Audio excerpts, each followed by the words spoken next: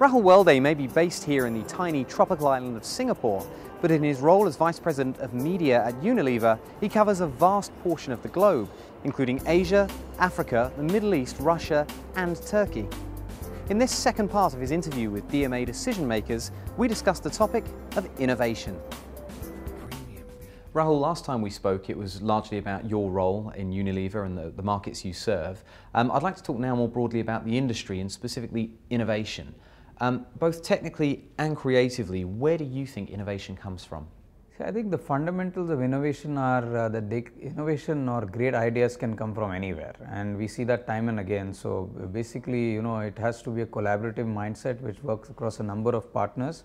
Some of them are agency partners, whether it's a creative agency, a media agency or a digital agency. And equally, I think more so than ever, we are now beginning to see that great ideas also come from media vendors, from players who are really experts in the field. So whether it is television, whether it is print or whether it is digital, across all the media, there are great ideas which are coming from everywhere. So I don't think one can say that there is one primary source of innovation. It is about providing the right stimulus, asking the right questions, and having the inspiration and the energy to come out with great ideas and then executing them brilliantly, because great ideas without great execution actually don't mean much. But on the same side, if you look at it, if you have great idea and it's executed brilliantly, then you really have a very, very compelling sort of proposition in the market. Can you give me any specific examples of recent innovations, either creative or technical, that have impressed you? Yeah, I think there is. I can talk about some of the examples from the Unilever stable, which leverage technology, which leverage some creative instinct, will leverage a popular cultural insight. Because at the end of it, it's not about just technology and creativity alone, it's also about leveraging popular culture. So one example, for instance, we partnered with a gaming company in India to develop a game around IPL, and as we know that cricket is really popular in India, the IPL, the Indian Premier League, is a huge phenomena, and we thought as to how can we actually become a part of the IPL, how can we engage with consumers in a manner which sort of sticks, and therefore we created this game for a brand called Vaseline, which is primarily Vaseline men's face wash, which was and then the game just took off. So whether it was free downloads across multiple platforms, so Android, Apple, the iPhone, the iPad, and what have you. And apart from the free downloads, the interesting part about gaming is that a large number of people also actually buy and play, right? So the other aspect of games like these is that they just stay. So there's not something like a one-time wonder, because typically a game like that would stay on to the next year or maybe even going forward, and one builds on to another. Another example I can give you again, which is related to gaming or interaction, which I think is again a combination of technology and creative, is a game which which is a part of Facebook. It's developed in partnership with Zynga, which is by far the largest, one of the largest gaming companies. So the point here, and again if you really look at it, so we are talking of very distinct kind of sets who suddenly we are now talking to, because the truth is that up until recently we won't really be talking to gaming companies the way we do now. So whether it's Zynga or whether it's India Games, suddenly we have a new avenue of whether it's technology innovation or whether it's creative innovation and resting in popular culture. You obviously believe that innovation can come from all kinds of unlikely sources. Do you think you're unique in the industry in believing that? No, I think it's fair to say that the source of ideas is getting broader and broader, and whether you take an extreme like crowdsourcing or sourcing ideas from people to just sort of opening up a network which originally was there in the form of agencies and people traditionally marketers have had access to. The big shift which is taking place is because of technology, because technology is a great enabler for marketers to source idea from a wider base. Now, like I said, in an extreme it could be crowdsourcing, but in the least it just means many more partners on the table. Do you think the media and marketing establishment is innovative enough? Without a shadow of doubt, the marketing, media community, the creative agency community are very, very innovative. If you think of and let me not talk about Unilever brands now, because a number of our brands have been very, very innovative. But even if you look outside, if you look at across categories, if you look at what Nike is doing, for example, or has been doing, if you look at a brand like Apple, so there are a number of brands who have been actually very innovative in the way they've gone to market. right? And therefore, I think whether it's like I said, marketing teams or media teams or agency teams across the board, innovation is pretty much what everybody's pursuing. Okay, let's tackle social media now. As a media buyer, where does social fit into your remit? See, social media is a phenomenon, right? So, I mean, in the last 2-3 years, it has taken off like nobody had ever imagined. And it again rests on some very basic principles, but the reality is that there are just large numbers of people out there having a social experience, and typically the social experience is either on the web or on their mobiles. Now, what this means from a marketing perspective is we've got to be a part of that space. So, at a very basic level, and it's all about a lot of effort actually, more than capital investment or more than advertising investment. It's about effort, it's about ideas, it's about having a conversation which is meaningful. So, at a very basic level, it is about having a large fan following. So, let us say number of fans for simplicity, or a number of likes. And at a slightly more higher level, it's about the engagement, it's about what kind of conversations and pass-alongs are getting generated as a part of that social conversation. So, from a social media perspective, there is no doubt that it's an extraordinarily effective and a useful channel for marketers to leverage. From the job to be done from marketers is really to be innovative, to be creative, and to be a part of that conversation by investing a large amount of efforts, one in terms of just understanding consumers, but equally in terms of managing the conversation and having the right messages going through.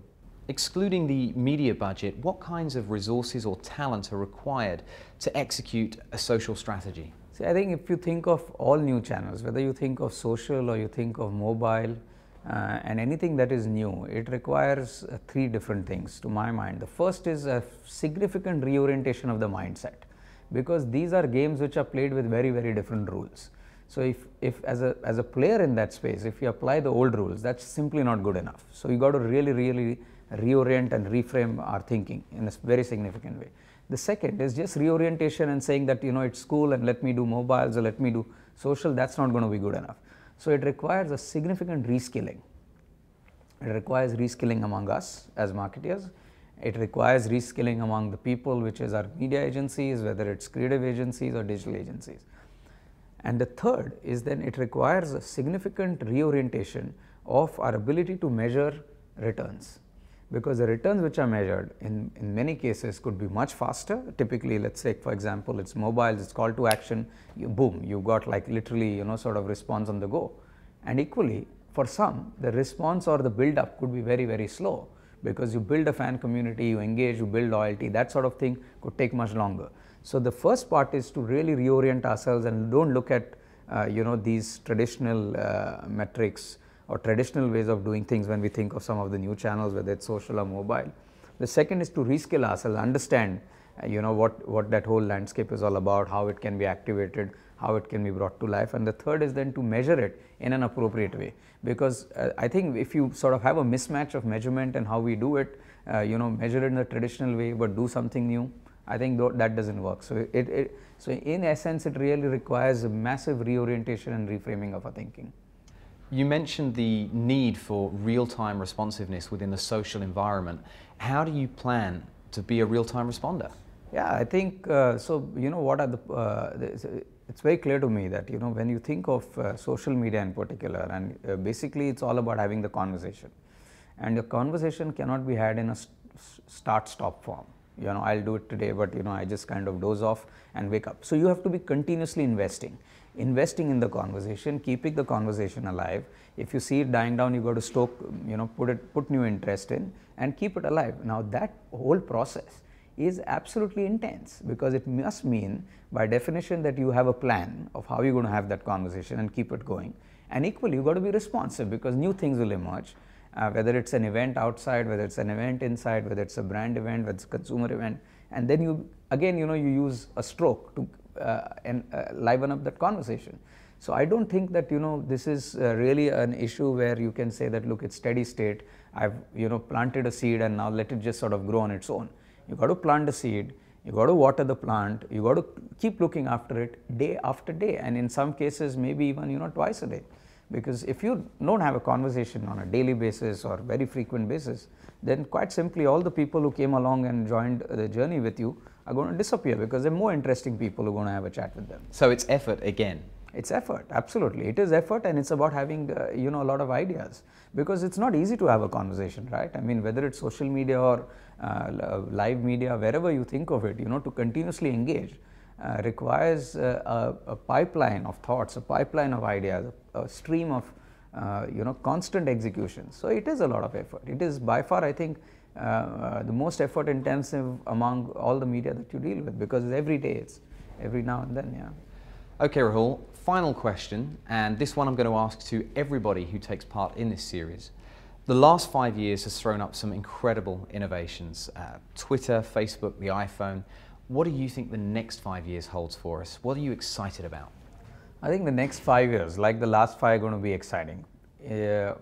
My take is that the next 5 years, or possibly the next decade, will see a huge amount of transformation in the way consumers interact with media.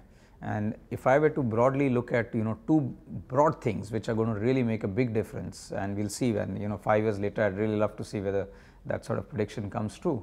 But I think e-commerce will play a huge role, will play a massive role when it comes to marketing efforts. So not just in sort of one category or another, but across a range of categories. So I think that's going to be one big phenomena. I think phenomena such as social media, YouTube, video online, it's already there. I mean, it's not going to be something which is going to be new, really speaking. It's almost like well embedded into the mainstream now. The second aspect, which is going to be very dramatically important for marketing efforts, media efforts, is going to be the whole area of mobile. And I think the mobile interface and how consumers use it is going to change very, very dramatically. We will see a very sharp evolution of handsets. We will see practically the basic handsets and feature phones and stuff like that will become extinct almost. And 5 years later, just about the basic level phone would be what we think is a smartphone today. So that phone will no longer be smart 5 years later.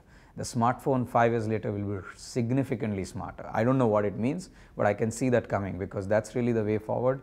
So if I were to put my money on it, I would put my money on e-commerce for sure, and I would put my money behind mobile becoming a really large chunk of the marketing puzzle. So I may yet get my hands on a Star Trek transporter. Oh, you might. You just might. Yeah. It's been a real pleasure talking to you, Rahul. I hope we meet again in 5 years and perhaps discuss some of these ideas that you've come up with today. Thank you very much, Neil. Pleasure talking to you. Thanks for watching this edition of DMA Decision Makers. Don't forget you can find regular news and views on the digital media and marketing scene at www.digitalmarket.asia. And I'll be back with another interesting interview very soon.